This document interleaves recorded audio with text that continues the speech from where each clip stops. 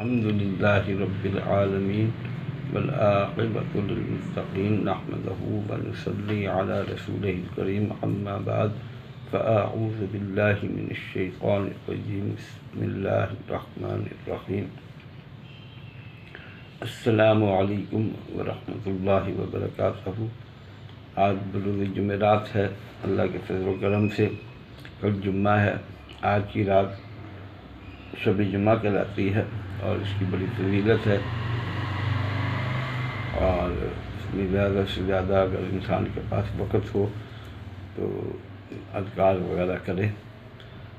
دوسرا یہ کہ اول و آخر درود پاک کے ساتھ صبح و شام استغفار اور درود پاک کی کم از کم 10 تسبیحات ضرور کریں، صبح فجر کی نماز کے بعد اور طلوع آفتاب سے پہلے اور مغرب کی نماز کے بعد غروب آفتاب کے بعد۔ آج سورہ نساء کی جو 43ویں آیت میں بیان تھا، اس میں تیمم کے بارے میں بڑی وضاحت کے ساتھ قرآن پاک نے بتایا ہے کہ پانی میسر نہ ہونے کی صورت میں پاک مٹی، اس میں مسئلہ جو تھا وہ یہ ہے بتانے کا مقصد کہ مٹی کا پاک ہونا ضروری ہے، مطلب مٹی پہ کوئی غلاظت نہ لگی ہو، ایسی جگہ سے مٹی لی جائے۔ اور قرآن پاک میں خود اللہ تعالیٰ نے تیمم کا جو طریقہ بتایا ہے، کسی کو اگر مزید اس کی تحقیق یا دیکھنا ہو تو سورہ نساء کی 44ویں آیت جو ہے نا وہ کھولیں اور اس کو مکمل پڑھیں۔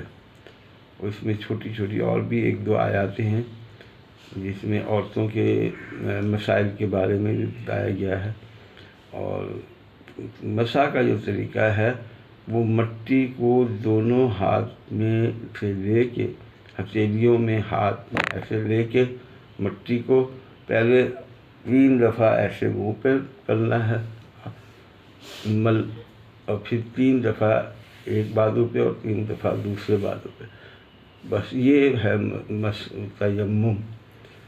اسی کا طریقہ قرآن پاک میں بتایا گیا ہے، اور نبی پاک صلی اللہ علیہ وسلم نے بھی اس کا ذکر اس لیے کیا کہ وہ آگے اسی میں آپ دیکھیں گے کہ جنگ کے موقع پر ایک پانی میسر نہیں تھا، نبی صلی اللہ علیہ وسلم نے یہ طریقہ جو ہے نا کہ صحابہ کرام کو بتایا۔ پھر وہ حضرت عائشہ صدیقہ رضی اللہ عنہا کا حال گم ہوا، مطلب وہ تمام، یہ آپ میری ویڈیو پہلی دیکھیں گے نا اس کے اندر تمام تذکرہ ہے۔ دہرانے کی بات یہ تھی اس اسلامی تعلیمات میں کہ اس کو آپ ضرور دیکھیں، اور مزید اگر آپ نے تیمم کا طریقہ دیکھنا ہے تو سورہ نساء کی 43 نمبر آیت یا 44 42 یہ تمام آیتیں آپ پڑھیں، آپ کو انشاءاللہ تعالیٰ ملے گا۔ اللہ پاک اخلاص کے ساتھ عمل کی توفیق عطا فرمائے۔ قرآن کریم کے فضائل کے بارے میں جو بیان جاری ہے، اس کا مقصد یہ ہے کہ انسان بتانے کا مقصد یہ ہوتا ہے کہ قرآن جب پڑھے تو تھوڑا پڑھ لے اور اخلاص کے ساتھ پڑھے۔ اس میں زیر زبر کی جو غلطیاں ہیں یہ معنی کو بدل دیتی ہیں۔ دوسرا یہ کہ سب سے بہتر جو قرآن پڑھنے کا طریقہ ہے کہ بندہ 2 لائنیں پڑھ لے لیکن ترجمے کے ساتھ پڑھے، اس کو سمجھ کے پڑھے کہ پتہ چلے کہ قرآن پاک میں اللہ تعالیٰ نے بندوں سے کیا فرمایا ہے۔ پھر بعض ایسی آیات ہوتی ہیں جو متشابہات آیات کہلاتی ہیں، جس کو کہ قرآن پاک نے خود بیان کیا ہے، نبی کریم صلی اللہ علیہ وسلم نے فرمایا۔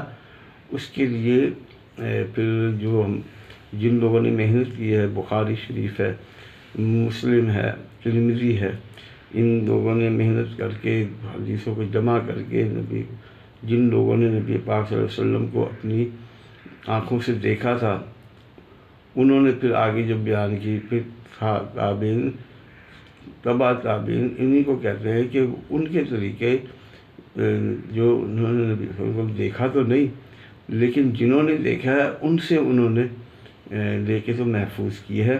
ہمیں تو ایک کھلی کشتری کی صورت میں بنی بنائی چیزیں مل گئی ہیں. جن لوگوں نے محنت کی ہے اس کے لیے بہت بڑے بڑے دور دور علاقوں میں سفر بھی کیے انہوں نے. اور سفر جو ہے نا وہ اپنا اس کا بنیادی جز ہے اس کا تبلیغ کا. کیونکہ نبی پاک صلی اللہ علیہ وسلم نے ایک جگہ فرمایا کہ اگر علم حاصل کرنا پڑے تو چین بھی جاؤ. اب یہ علم دنیاوی علم نہیں ہے. دنیاوی علم کے لیے تو لوگ امریکہ، کینیڈا، جرمنی، پتہ نہیں کہاں کہاں لوگ ایسے بھٹکتے پھرتے.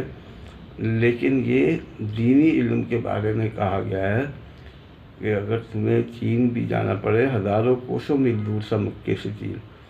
اور لوگ جو صحابہ کرام سے، تابعین سے، تبع تابعین سے، انہوں نے ایک ایک حدیث کے بارے میں پتہ چلا کہ فلاں بندے کے پاس ایک حدیث ہے تو وہ 400 1000 میل کی مسافت پیدل اور یا خچر ہوتے تھے اس زمانے میں طے کر کے جنگل بیابان میں پتہ نہیں کتنے مہینوں بعد وہاں پہ پہنچتے تھے. پھر وہ جمع کی انہوں نے. یہ بخاری شریف جو ہے کہ آپ سوال حیات پڑھیں جنہوں نے یہ کتاب لکھی ہے، انہوں نے پوری زندگی اپنی اس پہ وقف کر دی. اور پھر نہ صرف کہ وہ یہ چیزیں کرتے تھے، وہ اپنا روزگار بھی جو تھا کوئی بڑھئی تھا، کوئی لوہار سے، کوئی اپنا موچی سے، کوئی ایسی مثالیں موجود ہیں کہ انہوں اپنے روزگار بھی حلال طریقے سے حاصل کرتے تھے. اور پھر رات کو وہ اللہ کی عبادت بھی کرتے تھے. اور یہ ہے لوگ ایسے ہوتے ہیں کہ جن کو اللہ پاک ہمیں یہ جو چیزیں ہم بیان کرتے ہیں، یہ پڑھتے ہیں، ہمیں ان سے سبق لینا چاہیے. اب برائیبنڈ کا اجتماع آ رہا ہے 31 اکتوبر سے شروع ہے عصر سے انشاءاللہ تعالیٰ. اتوار کو صبح نماز کے بعد بیان ہے، پھر دعا ہوگی. تو یہ لوگ جو نکلتے ہیں یہاں پہ اس اجتماع میں خالص اللہ کے لیے، اور اللہ جو ہے وہ تمام جو ویسے اپنے ناموں کو بھی ظاہر نہیں کرتے ہیں، اور کروڑوں روپیہ خرچ کر کے کسی نے غسلخانے بنوا دیے، کسی نے آدھی قیمت پہ روٹی دے دی، کسی نے یہ اہتمام کر لیا. مطلب یہ کہ وہ کہتے ہیں کہ ہمارا خرچہ صرف پورا ہو جائے، منافع وہ لوگ نہیں لیتے اور لوگوں کی خدمت کرتے ہیں وہ لوگ، نہ کہ اس موقع سے فائدہ اٹھائیں.